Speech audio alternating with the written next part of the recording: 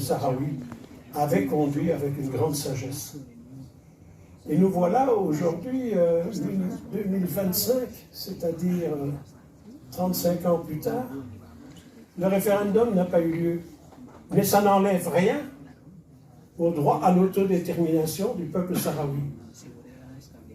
Et ce qui est, en plus, formidable quelque part, c'est que, nonobstant les manœuvres dilatoires du Maroc, nonobstant la faiblesse des Nations Unies, nonobstant le fait que les pays colonisateurs n'ont pas retenu la leçon et accordé ce droit à l'indépendance au peuple sahraoui, malgré cela, la Cour de justice européenne, cet autre volet important de la construction des nations.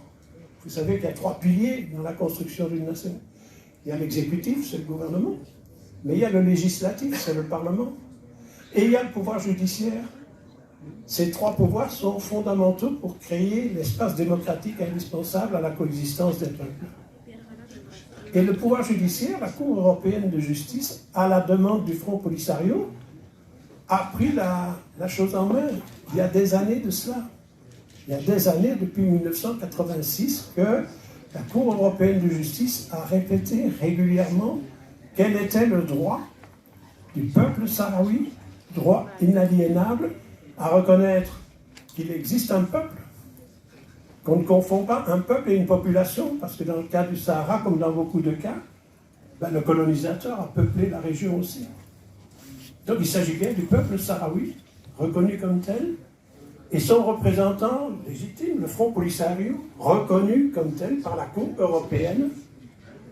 Et le fait évident que dès l'instant où vous avez un représentant, un peuple, il a, suivant la même résolution des Nations Unies de 1960, il a le droit à disposer de ses ressources.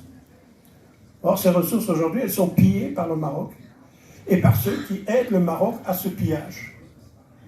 Et donc, dans ce cadre-là, la Cour a réaffirmé de manière absolument impeccable, au mois de septembre 2023, l'ensemble des droits du peuple sahraoui à disposer de lui-même, à disposer de ses ressources, à être le seul à pouvoir être consulté s'agissant de l'avenir du peuple sahraoui. C'est un fait important, parce que vous savez que quand la Cour européenne de justice prend sa décision, eh bien, erga omnes, terme latin très intelligent pour dire simplement que tous les